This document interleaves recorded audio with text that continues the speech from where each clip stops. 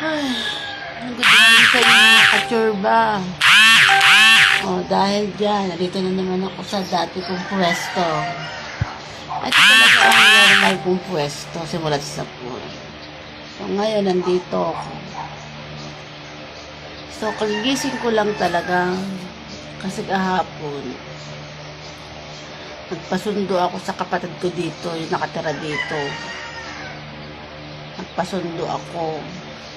So, pinatawag ko sa mga anak niya na puntahin ako doon kasi sobra talagang init doon. Grabe.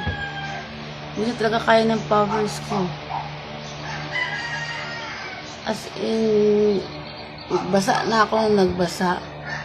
Hilong-hilo ako. So, naglagay ako ng tawag doon, yung mga ice cube, nagpaano uli ako. Kasi sobra talaga hilong-hilo na ako dahil sa kakaano ko. Tambay na naman ako doon sa labas namin. Wala, hilong-hilo talaga ako. Sobrang init. Feeling ko babagsak ako. Oo, feeling ko babagsak na ako.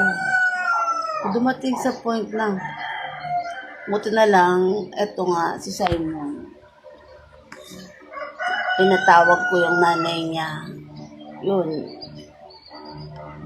Humawak lang ako habang nalakad. So, nandito ako ngayon.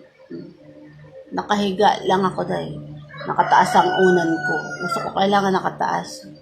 Kasi, nag-BP ako noon. Ang taas ang BP ko dahil 160 plus. Basta 160 pataas. Tapos over 92. Kaya sobra ang hilo ko dahil. Hindi ko alam kung nararamdaman ko na ano.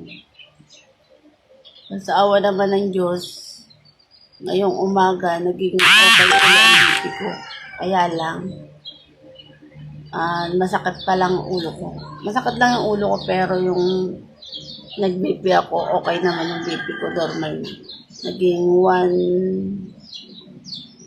127 over 85 ata ngayong umaga. Hindi nga lang, hilog pa rin ako na sobrang sakit ng ulo ko. Ayun. Kaya sa awa naman ng Diyos, nag-okay na ako. Kaya dito lang muna ako kasi talaga hindi na kaya ng powers ko yung ano din. Plano ko na talaga umalis doon kasi sobrang init doon. Oras na lang magbabayaran pa na doon sa katapusan. Magbabayaran na uli kami na apartment. Ako, never. Ayoko na talaga. Matitigok talaga ako pag hindi ako umalis doon sa bahay na yun. Init. Yun lang. Napachismis lang ako.